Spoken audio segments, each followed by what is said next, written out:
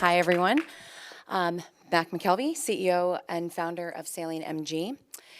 I'm here today to introduce some really great content. So Ogury is the creator of the first marketing engine driven by user choice. And I think the theme we've all heard a lot this week is with the industry moving in that direction, that is something we can all get more and more educated on. So with that, let's talk about the research you're going to be presenting today. So earlier this year, the company surveyed about 287,000 consumers on their attitudes around mobile marketing.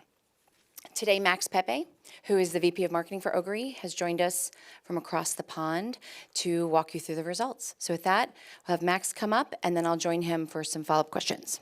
Okay? Thank you very much indeed. Yes, thanks, Mac. As Mac explained, my name is Max Pepe, VP Marketing for Ogury, and we recently conducted a piece of fairly major research that uncovered some very insightful, some surprising, and also some fairly concerning discoveries about our industry today. So what I'm going to do over the course of the next 30 minutes or so is lift the lid on the research and share with you all 3 conclusions drawn from it that offer a slightly different perspective on our industry today. And then I'm going to invite Mac back up on stage to have a little chit-chat about what we have just discussed. So before I go into this, though, I just want to explain, give a bit of context, right? Explain, first of all, why we conducted this research and why it should matter to you. And I've got to be very careful not to step off this stage whilst looking at you throughout this presentation, because that will be incredibly embarrassing. So why did we conduct this research in the first place? Okay, well, for the last 5 years or so, we have been saying that the current digital marketing model is going to hit a wall. And this is the very reason that we founded Ogury back in 2014 to solve this problem. Because for years, consumers have been lied to, made to believe that the internet is free, when of course it is not. They are actually paying with their data, and that data is used to target them with ads that they haven't chosen to see. On top of this, as the digital ecosystem has evolved over the years, it's been built by adding layer upon layer of new technologies and new platforms on top of one another, creating one of the most complex and highly opaque ecosystems in technology history, right? And this opacity has become a breeding ground for fraud. It causes serious brand safety issues. And there is a lot of facts and stats and research about how that affects our role as marketers, right? How it wastes our budget and makes our life very, very difficult. But where is the consumer voice in all of this? And it was that question that led us to conduct this research. We want to know how consumers feel about our industry. This is like a consumer's eye perspective, if you will. So that's why we conducted the research. And then why should you care? You're giving us 35, 40 minutes of your time, which we're very grateful of. So why should you care about what you're about to hear? Well, first of all, mobile is changing very fast, right? Every organization knows that to grow and thrive today, we need to engage consumers on mobile. But mobile technology is evolving very, very quickly, and the way that consumers adapt and react to that technology is evolving just as fast. Humans can be fickle at the very best of times, so staying up to date with how real consumers feel right now has never been more pressing. And the Reality Report is bang up to date, fresh off the press, giving you an up-to-date view on how consumers feel. The second reason is the new era of privacy awareness. Now, over the last year, we have seen data scandals, data breaches all over the news and the headlines, right? Many of which involving some of the biggest names in consumer technology and business. We've seen Google get fined $50 million at the beginning of the year. We've seen British Airways and Marriott Hotels get fined a combined $350 million. And then, of course, Facebook were hit with a $5 billion fine for the infamous Cambridge Analytica affair. And then, in summer 2019, Netflix, with their 150 million daily active users, released the Great Hack, exposing data malpractices that power the digital marketing industry en masse. The net result, consumers are cynical. Consumers are mistrustful. Consumers now understand that their data is being used without their consent, and they're very aware that there are privacy issues going on. Yes, CCPA, GDPR exists to protect consumers, but consumers are more aware than ever that there is a problem. And in this current environment, any research that came before needs to belong to the history books. So the third and final reason, well, it's about size. It's not often that I get the opportunity to brag about size, but I am going to take this opportunity today. Now, most credible and bona fide research studies of this kind will survey between 2,000 and 6,000 people. But when you consider that 4.7 billion people on this earth have a mobile phone, that's really a very weak sample. So we wanted to get a broader perspective. We wanted to play bigger. So we surveyed nearly 300,000 consumers, 287,000 to be precise. We asked them their opinions about mobile marketing, advertising, their data, and their privacy, and all of them answered 9 key questions. Okay, and with numbers like these, we can start to draw some real conclusions about how consumers feel. And the conclusions that I'll be sharing with you today is how consumers feel about how they feel about their privacy since GDPR, how they feel about sharing their data today, and how they feel about the ads they are shown on mobile. So that's the agenda for today. Let's kick off with section 1 then. So let's look at how consumers feel about their privacy since GDPR.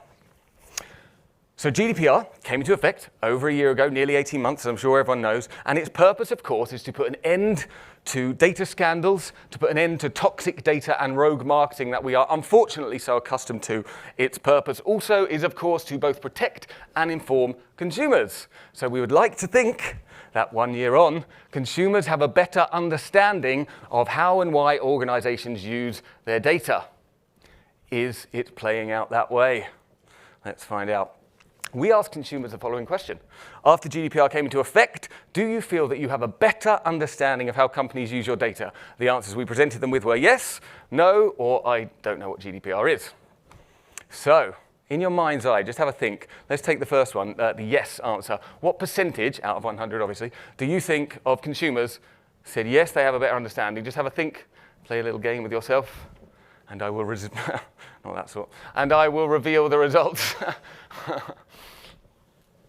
How many people said yes? 8% of consumers feel they have a better understanding of how companies use their data since GDPR. Digging a little deeper, over half, 55% say they have absolutely no better understanding of how organizations use their data. And worryingly, for the mathematicians among us, you can know what this number is going to be. 37% do not know what GDPR is. Ouch. Ouch. Now, no legislation is perfect, right? But such a dramatic disconnect between the policy and the people is disappointing for lawmakers, and for us as marketers, well, really, it's a wake-up call. In this new era of privacy awareness, we have a responsibility to inform consumers about how and why their data is used, not only to avoid the financial implications, but also to build trust and demonstrate the value exchange that comes with sharing data. Now, we as a team back at Ogury HQ were talking about this, and we thought the first conclusion we were drawing here was that GDPR has not been taken seriously enough. But we sort of looked around the room at each other and we thought, GDPR has not been taken seriously enough. Seriously? Really? Organizations can hardly be accused of sleeping on the job here. I'm sure that many, if not all of you here, have been involved with some form of GDPR preparation. You, your marketing team, your legal team, a lot of work has gone into it, and the stats back it up. DPO officers, data protection officers, a mandatory role since GDPR. Job listings for DPO officers have risen 700% since GDPR came into effect, and it's estimated that $9 billion has been spent on GDPR preparation in the USA and the UK alone. Now, $9 billion is a serious amount of money. So lack of consumer understanding, therefore, can hardly be attributed to the fact that GDPR has not been taken seriously enough. What it really is that we, as organizations and as marketers, have been focused on internal changes, internal practices, processes, and policies, right? All absolutely mandatory, necessary, in fact. But consumer understanding requires external focus, and that all begins with the consent notice, the first line of communication. And it's this vital interaction that actually has not been taken seriously enough. And unfortunately, as it stands today, consent notices are failing consumers. Stats from the reality report show that 78% of consumers do not read consent notices. Of the 22% who actually do read them, over half, 52%, still have no better understanding of how organizations use their data even after they've read the consent notice, which is hardly surprising when you consider that the average consent notice takes 18 minutes to read. I don't have 18 minutes to give to a consent notice. We all know what they look like, right? They're long, they're opaque, they're full of legal language, sprawling clauses. Very seldom are they written in plain English. They don't help consumers understand how their data is used. Now, a fair question, a fair retort to this point might be, why should we as marketers care? Why does it matter? This is for my legal team. As long as we're compliant, that's okay. But in this new era of privacy awareness, if we want to build trusting relationships with our consumers, we really need to care. Because consent notices act as both a legal contract and a figurative handshake. They are the first line of communication. There are not many forms of communication that we as a marketing team would entrust with the legal team. Forgive me. So just because they're a legal necessity, however, doesn't mean they need to be so complex and off-putting for consumers. Think about it. By publishing consent notices in plain sight and using plain English that's easy to understand, consent notices can turn from something to be suffered through into something that builds trust, that kickstarts a relationship, that empowers consumers to make an informed choice about their data. And in this new era of CCPA, GDPR, Cambridge Analytica, and privacy awareness, user trust is genuinely a competitive advantage and a route to sustainable business growth. So the first conclusion that we're drawing here is that consumers, sadly, are still in the dark over their data. And as the deceit and opacity that underpins the digital marketing industry is being both exposed, the great hack headlines, and being regulated, CCPA, GDPR, digital marketing is undergoing an imperative transformation. Consumers now need to understand how their data is used by organizations, and that all starts with the consent notice. And I'm quite confident that over the coming weeks, months, and years, consent notices will be more a topic of discussion on marketing stages such as this. Okay, so that's our first conclusion. So now we've talked about privacy, we've talked about consent notices. Let's get a degree closer to the consumer now. Let's talk about how consumers feel about sharing their data. How do they feel about sharing their data in exchange for something of value? Or indeed, how protective are they over their data in today's day and age? And for this, we need to start, again, with a bit of context. And that context comes in the form of content. Now, there is a lot of content consumed on mobile, up to 5 hours per day per person, it's said. And with the exception of the occasional paid app or a few subscription services like Netflix and Spotify, the default expectation when it comes to content, as we can all attest to, is free. The expectation is that content is free. But as alluded to at the very beginning, just because content is free doesn't mean it's not being paid for. Not with dollars, not with pounds, not with euros, but with data, with consumer data. Content is not free. And in this new era of privacy awareness, consumers are becoming more and more aware of that. So we want to know how consumers feel about sharing their data. So we asked them the following question. What type of data would you be prepared to share to avoid paying to view content or to use apps? And we gave them the following 3 options. Would you share your navigational data? And that's the mobile apps and websites that you use across your mobile journey. Would you share your contact details, like your email address? Or would you prefer to pay? Again, have a look at the results, or have a look at the answers, I should say, and have a guess where you think the results might lie. What does your gut tell you? Okay, the results were as follows. 71% of consumers would rather share their data than pay to view content. Looking at that a bit more accurately, the vast majority, 58%, would share navigational data and 13% would share their contact details. So clearly, we have reached a point in history where consumers understand that data, certain data, can be used as a currency, and they are willing to share it to access free content. This could seem strange, given our first conclusion. Consumers are in the dark over their data, yet they're willing to share it to access free content. That's weird. But think about it literally. Look at it literally. Look how easy that question is to understand. It's written in plain English. It's very clear. It's quick to consume. So what we're really saying here is that consumers are willing to share certain data to access free content when they understand how their data is being used and when they are given a clear and fair choice. And just like with any form of currency, there needs to be a value exchange, right? And the value that consumers are getting in this case is access to quality, free content and a better, more tailored digital marketing experience within that content. And that throws up a wonderful situation for our industry, really, because it offers up the potential for a genuine win-win dynamic. And I do not mean to sound utopian here, but the insights that can be gleaned from navigational data, from mobile user journeys, are very, very personal, and they can reveal the human behind the screen. That sort of insight enables us to deliver ads that genuinely speak to a consumer's interests and passion points, genuinely add some value, all with consumer data that they are willing to share.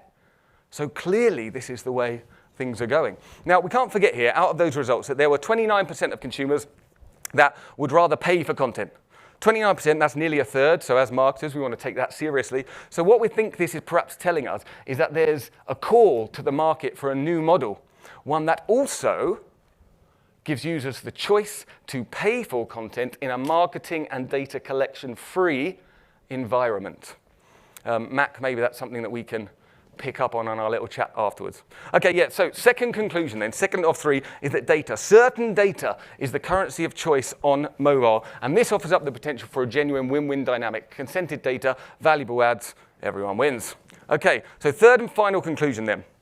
How do consumers feel about the ads they are shown on mobile? The long-held promise of mobile marketing is to leave behind the spray and pray tactics of the past and finally offer value with ads. Is it playing out that way? We asked consumers the following question. We wanted to find out, right? Targeted marketing messages that are designed to show products and services that appeal to me are useful and valuable, right? Useful but annoying, or just annoying. What do you think? I will reveal the results. 10% of consumers said that ads are useful. 10%. 13% said they are useful but annoying.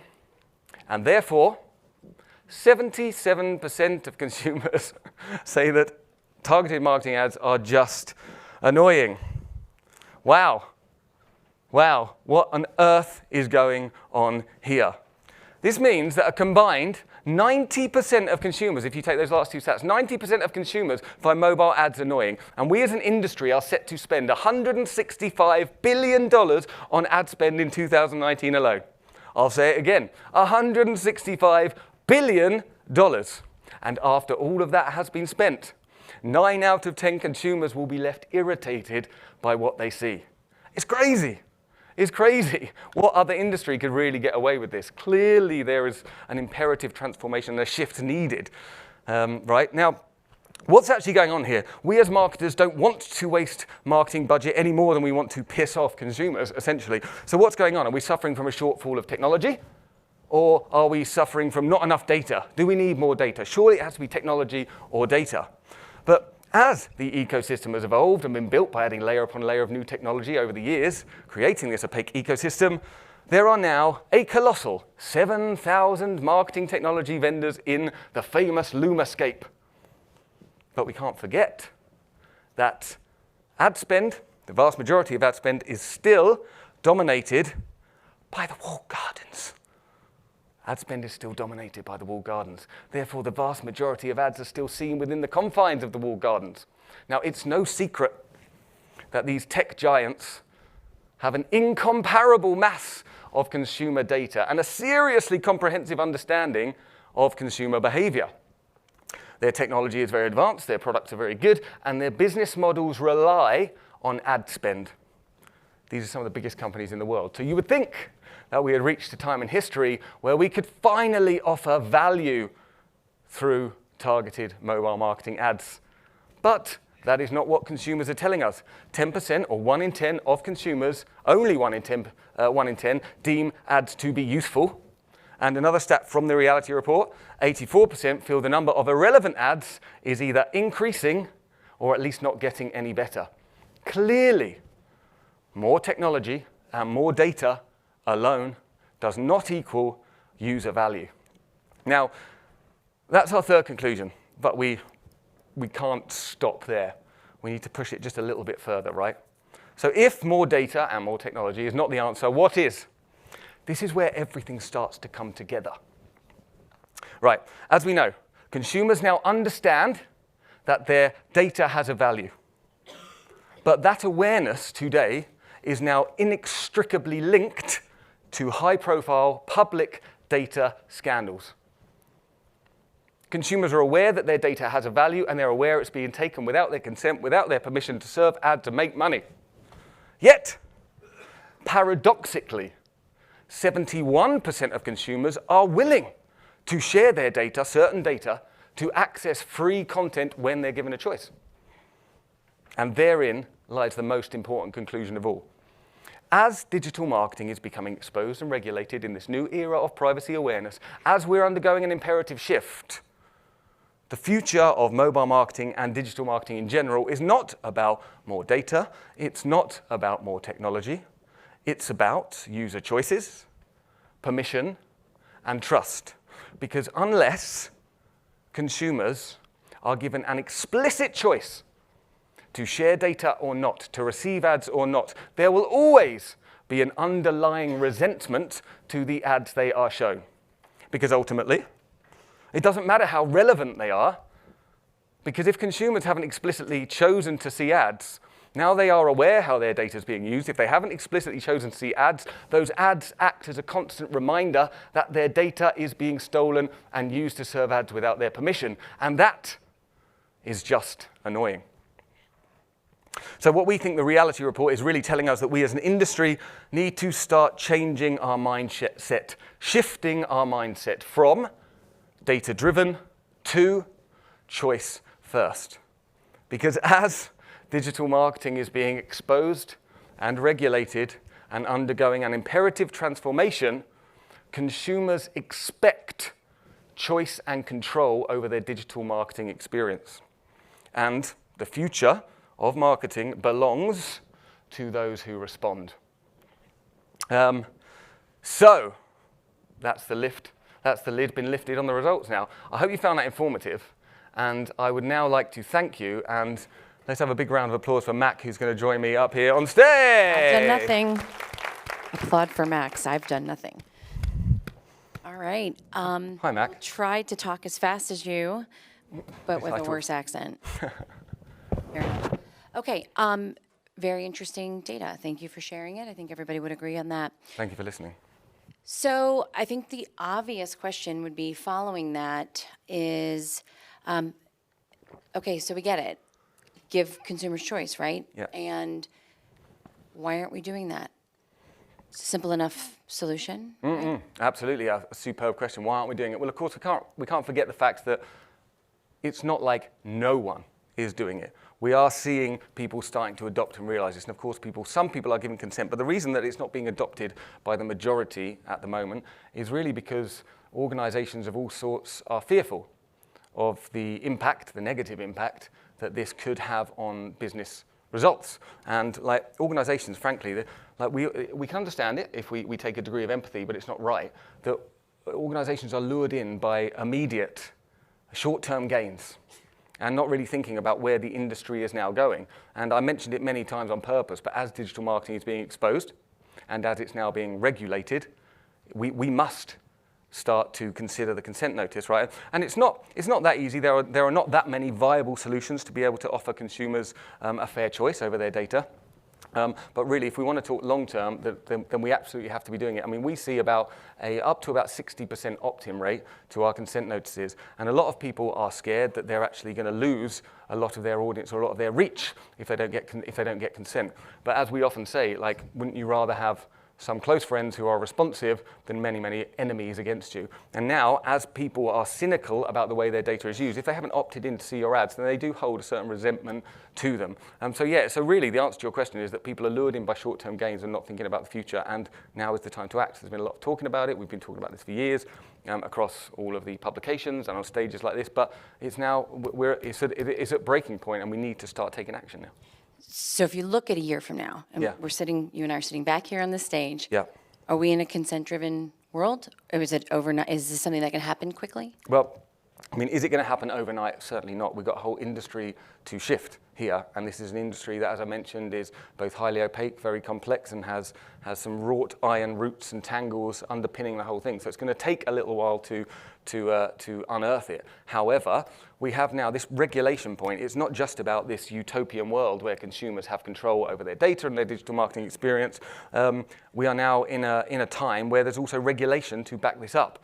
So people need to start acting. We've got CCPA coming into effect at the beginning of next year. And so without doubt, there will be a massive shift towards more consent. This topic is going to become more and more of a prevalent talking point. But will the whole industry have changed? Not yet, but with anything, there's going to be winners and losers, right? And with any imperative shift, it takes a while for people to catch on.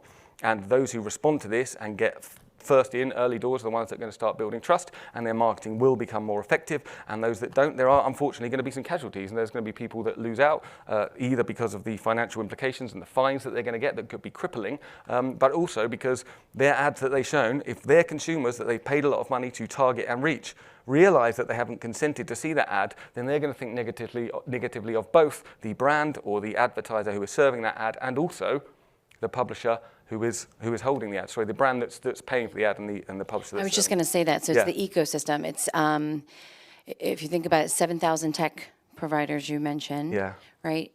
Those are the partners of the brands. So these are the guys that the brands need to count on to be doing the right things on their behalf. That's right. The consumer, right? Because you were talking about some of the fines that are happening across Europe with the data breaches and such. Yes.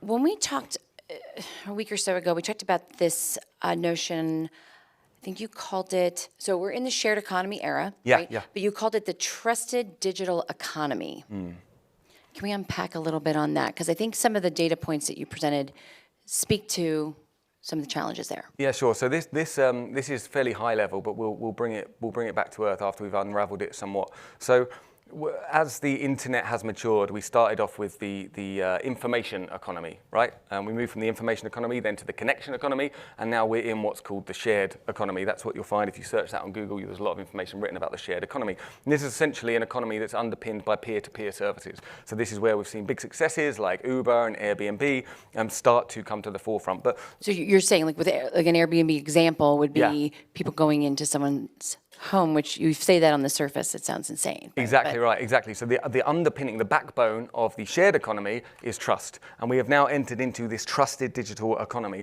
And Airbnb's success is not just about loads of data, great technology. It's actually about the fact that people trust what is happening. They trust to be able to go in someone's house or invite someone into their house, not only because they trust the business and the tech, but they can read reviews, et cetera, et cetera. And that notion is really what's taken over our whole industry. And in the wake of this trusted digital economy, now consumers expect that sort of choice control over everything. So they want that sort of choice and control also over their data and their digital marketing experience. Crazy, insane that we can order a taxi or we can book someone's apartment miles away at the click of a button, but we don't know what the fuck is going on with our data and we can't control the ads we see. I mean, that's insane. So this trusted digital economy, in the wake of this trusted digital economy, as digital marketing is being exposed and regulated, it's undergoing an imperative shift. And therefore, we need to start informing consumers, first of all, about how and why their data is used, and then give them a clear and fair choice, enable them, empower them to make a fair choice, and that, of course, all comes back to the consent notice, and that is why, frankly, as boring as the word consent notice can seem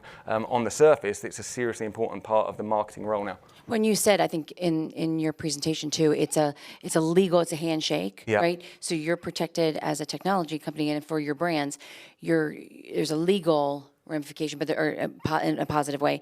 And then there's a relationship established with that consumer that you are asking the right questions and that they're implying their trust back to you, is what you're saying. Yeah, exactly. So, I mean, there's a lot of money that goes into UX design, for example, when it comes to apps and websites, and lots of money, and about not only to make apps and websites user-friendly, but also to ensure that you get maximum sales, et cetera, et cetera. Why on earth is that same mentality not being applied to consent notices when this is something that acts as communication, and we can really work on making them less opaque, less complex, not so full of crazy language, and actually, make them easier to understand? I don't know if that answers your question. I can't actually remember what your question was. No, it does. It does.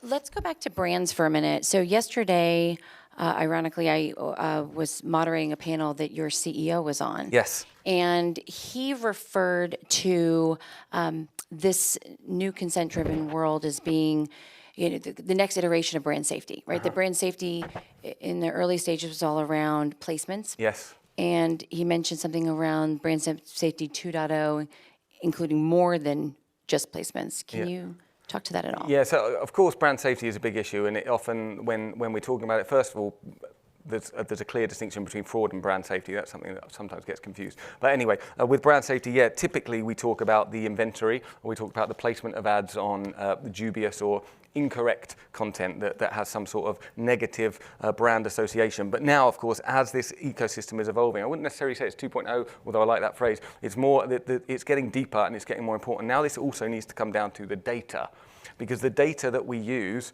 that we leverage to target, attract, and engage consumers, that data, it's hard for it to be traceable.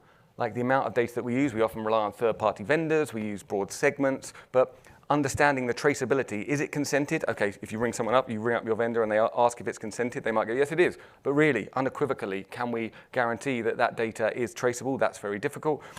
And not using consented and reliable data does have big brand safety issues, not only because of the fines, but also, as mentioned earlier, if consumers know that you're targeting them with ads that they haven't consented to see, that has an impact on your brand. I like the traceability concept. That's a new one, I guess, that would power this entire model. So it's really important, yeah. And again, I think it's something else we'll be talking about a lot more over the weeks, months, years. So let's go back to the 55% of consumers that do not know how their data is being used, right? Yep. So GDPR is all we hear about, Yep.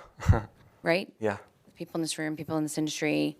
The number of people that do not know what GDPR is pretty high. Yeah. Is that surprising? Do we care? Should we care? Should we care? Do we care? Do consumers care? I guess, yeah. That's a very good question. I mean, we in this room, we also have to remember we are, of course, consumers. And I often find it funny how we talk about consumers as this sort of alien race, yeah, that we don't understand. Of course, we are consumers, so we can put that hat on. Yet, as it happens, we are more informed consumers than typical consumers because we are in this industry. So you talk among your peers, that 55% would be much, much less. But do consumers really care about GDPR? Well, of course they don't care about GDPR, the law itself. They don't care about CCPA, the law itself, the name. But they do very, very much care about how and why their data is used. And they want to have control over it. So do they need to know the acronym? Do they need to know all the lines and what GDPR actually means? No, but they need to feel the effects of it. Do they need to feel better informed? Do they need to be given a choice? Do they need to feel like they're in control over their data and the ads and their digital marketing experience in general? Yes, definitely. I think you touched on that. It was data, but you were saying certain data. Certain data. That's what you're focused on. Exactly right, yeah, because when we say consumers are going to share their data, of course, data itself, it would be like going into a shop and someone saying, okay, you see that jumper you like over there? Yes, that costs money. And that's it, just people saying, yeah, you've got to give us money for that. Okay, yeah, but how much? It's the same with data. Data's not generic. They need to know what data they're sharing. So that's why we specified on that question navigational data, which is the apps and websites they use across their mobile journey, or their email address. But we're not talking about all their data, their family members, their shoe size, etc. Yeah, so certain data is important. They need control over that. Let's go to the 29%. So the 29% of consumers that said they would pay for content versus giving up their data. Yeah. So that presents an interesting possible opportunity, would you think? So for that, are there new business models that need to be considered in the advertising industry to talk to both sets of consumers? A great question. I mean, typically with GDPR, let's just talk about those consent notices that are compliant. We see two options, to opt in or to opt out. And to opt out is often very small and it's hidden away and it's not easy to opt out. But what we're saying here is what does choice really mean? It's not just about opting in or somehow, if you dig around, being able to opt out. What about if consumers are actually given a clear and fair choice? And a model that we are proposing and developing products around is this notion of fair choice, whereby consumers are given three options. Number one, to opt in and share their data, share anonymous data, certain data, to access content for free. So that's what they get, access content for free, and then they get a better, more relevant, tailored marketing experience within that, less annoying, more valuable. Option two, to opt out, don't share any data, but still access content for free, but at the risk of having your user experience disrupted by annoying ads Or option 3, pay a fair price for the content in with money in a marketing and data collection free environment. Now, this could be seen as the freemium model for the open internet. Like an example that we often talk about is Spotify. Now, it's not an uncommon model and hasn't been for some time now. Like, you get the free service where you access content, music for free, and you get ads in return. You expect these ads, therefore when they pop up, it means you can't listen to the entirety of the new One Direction album in whole, and I like that. That's the example. Yeah, that's my go-to. And yeah, but you're used to ads, right? You know they're coming and they're not that annoying, and we accept it. Or you can pay a fair price, and you don't moan that you've got to pay to access this content, and you're quite grateful that you get to access all this music for free. So if we can start to zoom out and see that could be a model that can be adopted by the entire internet, that's when consumers are really given a choice, and that's when they understand the value exchange that comes with sharing their data, and they understand, trust, and value digital marketing, because they realize that those ads that they're seeing that will be adding value, if they share their data willingly, certain data, that will be adding value, they understand that they're accessing that free content because those ads are there. So you have this research. Yeah. Now what? What needs to happen from this research? What are the next steps here? Yeah, okay, I mean, huge, massive question. It needs to start from the consumer in, really. As mentioned, like organizations, we all have been focused a lot on internal practices, processes, and policies to get ready for GDPR, but now we need to think externally. We need to think, first of all, like, how can we make it clearer and fairer for the consumer and easier for the consumer to share their data? And essentially that comes down to the consent notice. Again, that's the first thing. We need to start educating consumers. And we wouldn't launch a new product into a space without knowing how our consumers felt. We wouldn't launch a new product into the space without informing consumers that that product exists. Similarly here, we need to take a similar but different mindset and start to inform consumers. I realize that is so much easier said than done, and this can sound very like prophetic and like slightly preachy, but really, as we are going through an imperative shift now, there's no two ways about it. Like, digital marketing is being exposed, Netflix, great hack, headlines, and it's being regulated with GDPR, CCPA. So we are undergoing an imperative, an absolutely undeniable shift in digital marketing. And there will be winners and losers, people that think that talks like this is just hyperbole, and it's just like chit chat, yeah, lovely tea, say that on stage, but whatever, I'm gonna go back to my day job. But really, those who react to this are going to make the future, and they're going to be the winners. Well, and it's funny, where you want to give consumers choice is what you're saying, but our industry may not have a choice. We may have to go down this path, right? So you guys... Yeah, that's right.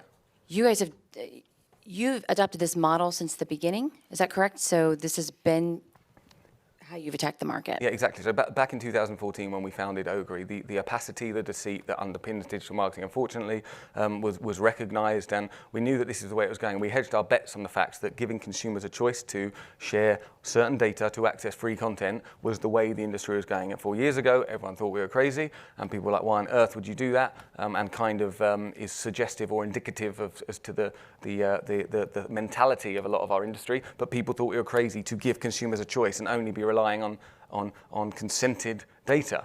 But what's happened now, fast forward to today, GDPR, CCPA come into play, where we are compliant by design.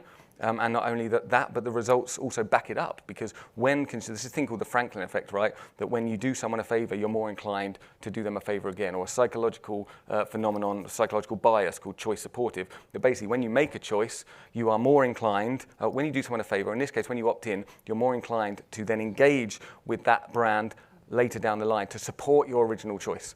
And this psychological phenomenon is one of the reasons why what we're serving, I don't mean to sound salesy here, but what we're doing with our ads and whatnot are generating seriously superior results, and all with data that consumers are willing to share. So that bet 4 years ago is starting to pay off. So for others in the industry that don't have this model, it's just going to be it'd be a massive challenge, I guess, because you're talking about consent. You talk about consent notices, but there's a consent management, I'm assuming, engine in the background that's that's collecting all of this information and managing it. It's not just something that's like it's not a living. It's a living, breathing set of data. It's not a static. Yeah, of course, because giving consumers a choice also means giving consumers a choice to opt out at any point. It's not like someone will opt in and then that's it, they're opted in forever. We have something where people can email us automatically and opt out, and they have lots of ways that they can opt out from that. And that's just as important. Again, use the Spotify model. If you subscribe, if you knew you were subscribing for the rest of your life, you would never do it. But you have a free choice, you have a fair choice to be able to unsubscribe at any point. Similarly with sharing your data. We are out of time, but I have one last question for you. So folks shared 40 minutes of their time with you. Thank you. So Yeah. if you would give them just one parting thought, like Yeah. what's one takeaway of all of these that you would want them to take with them?